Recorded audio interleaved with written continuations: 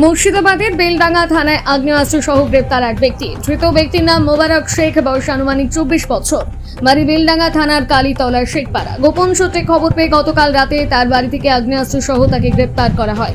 এই বিষয়ে আজ বেলডাঙ্গা এসডিপি উত্তম গড়াই জানান, আগেও আগ্নেয়াস্ত্র কারবারির সঙ্গে যুক্ত ছিল। গোপন সূত্রে খবর পাওয়ার পর তার বাড়িতে তল্লাশি চালিয়ে অনিয়ার সহ তাদের গ্রেপ্তার করা হয়েছে। তার কাছ থেকে আরও উদ্ধার হতে পারে। তার তদন্তের জন্য 10 দিনের পুলিশ হেফাজতে আজ বহরমপুর কোর্টে পাঠানো হয়।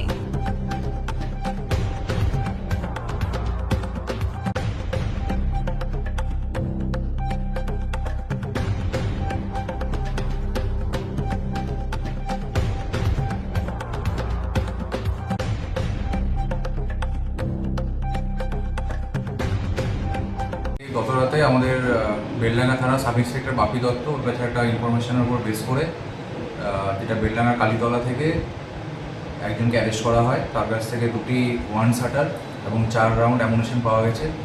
ওর নাম হচ্ছে মুসারিন শেখ, মোবারক শেখ এলাইস হোসেন। ওর বাড়ি হচ্ছে কালীতলা। আগে বেসিক্যালি রেজিনগর থানাতে কাশীপুর অঞ্চলে থাকতো, কিন্তু কিছু বছর ধরে এখানে উঠে এসে এখানে বাস করছে এবং আমাদের কাছে আরও যে খবর আছে ওর কাছে আরও কিছু আর্মস থাকতে পারে। তাই আজকে আমরা অস্ত্র আইনে মামলা রিজু করা হয়েছে এবং ওকে রিমান্ডে নিয়ে আসা হবে। কতদিনের রিমান্ড? 10 দিনের ডিসিপ্লিনে দেওয়া হবে, এবার লার্নেড কোর্ট যেটা অ্যালাউ করবে। এই যে একের পর এক অস্ত্র উদ্ধার করছেন, এটা কি বলবেন? বিগত দিনেও আপনাদের চ্যানেলের মাধ্যমে আমি বলেছিলাম যে আপনারা দেখেছেন রিসেন্ট লাস্ট 2-3 মাসে আমাদের এখানে অনেক আর্মস, অ্যামুনিশন, এছাড়া এক্সপ্লোসিভ যেটা বেসিক্যালি সকেট বোম আমরা অনেকগুলো রিকভার করেছি। আগেও আমি বলেছি যে যাদের কাছে আর্মস আছে তাদেরকে আমরা অ্যারেস্ট করবোই, যেখান থেকেও আমরা খুঁজে বার করবো। একটাই কথা বলবো, আর্মস বা সকেট বা বোম এসবের দিন চলে গেছে।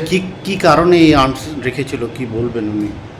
এই বেসিক্যালি আগে যেটা আমরা বলবো যে আগেও আর্মসের নিয়ে ব্যবসা করতো এবং বিগত রেজিনগর থানাতে এর নামে মেবি কেস আছে। ওকে রিমান্ডে নিয়ে এসে আমরা ভেরিফাই করবো, যদি কোনো পুরোনো কেস থাকে সেই কেসে ওকে ট্যাগ করা হবে। এত অস্ত্র আসছে কোথা থেকে?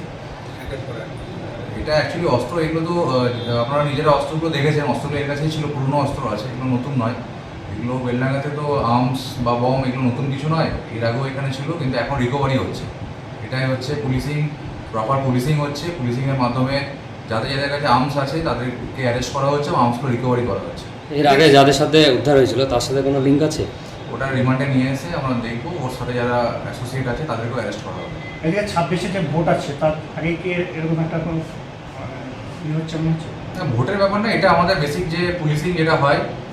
আপনারা জানেন আমাদের মুর্শিদাবাদ ডিস্ট্রিক্ট পুলিশ আমাদের এসপি স্যার জয়েন করার পরে বিভিন্ন, শুধু আমাদের বেলডাঙ্গা থানা নয়, জেলার যে 23টা থানা আছে 23টা থানা জুড়ে প্রচুর আর্মস অ্যামুনিশন রিকভারি হয়েছে।